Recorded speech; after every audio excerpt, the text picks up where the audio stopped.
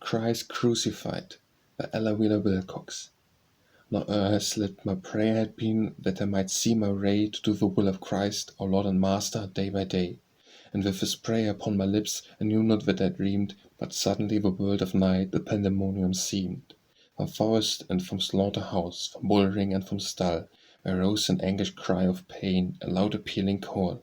As man, the dumb beast's next of kin, with gun and whip and knife, when pleasure seeking through the earth, blood bent on taking life. From trap and cage and house and zoo and street, with awful strain of tortured creatures arose and swelled the orchestra of pain. And then methought the gentle Christ appeared to me and spoke. I called you, but you answered not, and in my fear I woke.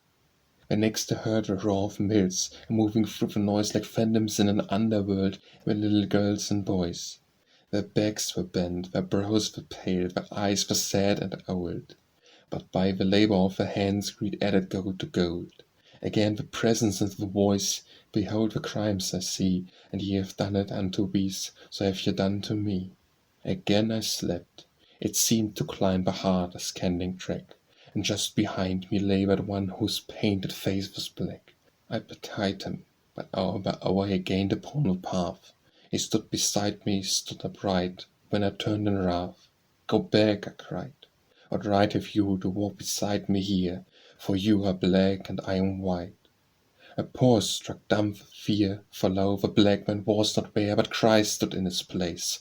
And now the pain that looked from his dear face. Now when I woke, the air was rife with that sweet rhythmic din, which tells word that Christ has come to save mankind from sin. And through the open door of church and temple passed a throng to worship him with bended knee, with sermon and with song. And over all I heard the cry of hunted, mangled things, those creatures which are part of God, or they have hoofs and wings. I saw the mill, the mine, the shop, the little slaves of greed, heard the strife of race with race, all sprung from one God's seed. Then I bowed my head in shame, and in contrition cried, Lo, after 1900 years, Christ still is crucified.